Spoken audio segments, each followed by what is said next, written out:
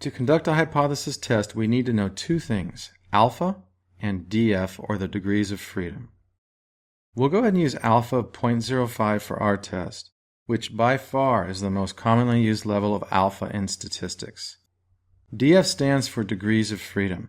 It is equal to n-2, where n is equal to the number of pairs of scores in our data. Recall we had 5 people in our example, or 5 pairs of scores.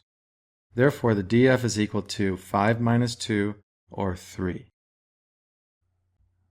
So, once again, we have DF of 3 and alpha of 0.05. Now, what we need to do is find the critical value for this test. And here's a snapshot of a table of critical values for Pearson's R. Remember, alpha 0.05, so we're going to work in this column. The second most common level of alpha is 0.01, so I showed it here as well for those who are interested. But we're using 0.05, which is the most commonly used level of alpha, and our DF is 3.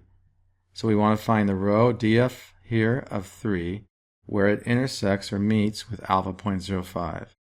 So here, the shaded value, critical value, is 0.878. So here, this is the setup for hypothesis testing. Now here we have Pearson's R, the center is 0, and notice the critical value. Remember how we had 0.878? So I have a positive 0.878 here, a negative 0.878 here.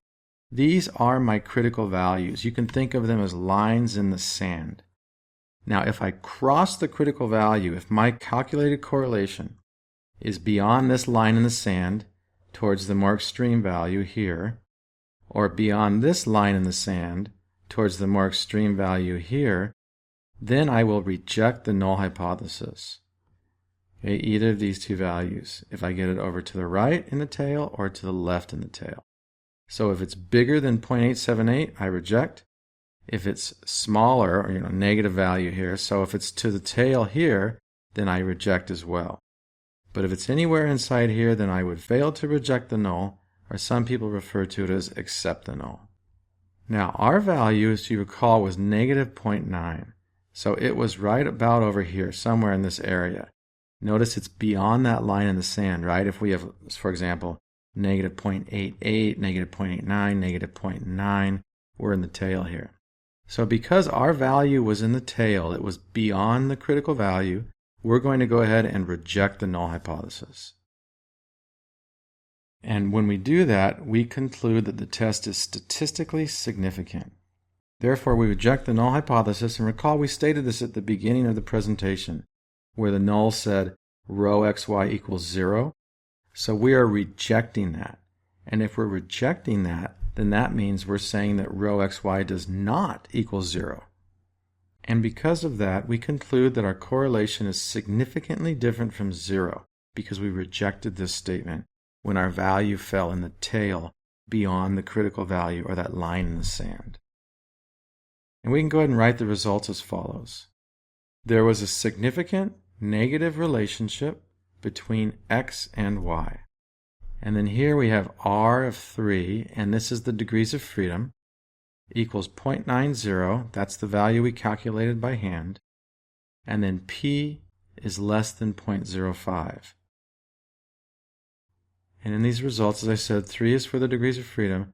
The P is less than 0.05 indicates that the test is statistically significant using an alpha level of 0.05.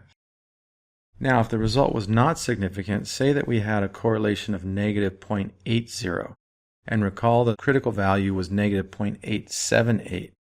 So 0.80 would have been about right here. It would not have crossed that line in the sand.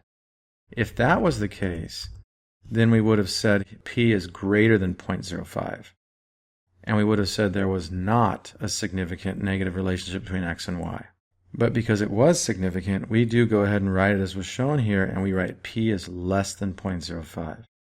So anytime you have a result that is statistically significant, or beyond that line in the sand in our distribution in the tail, then we always write P is less than, and then you can put the alpha here when you're doing this by hand. So if we used alpha 0.05, you would say P is less than 0.05.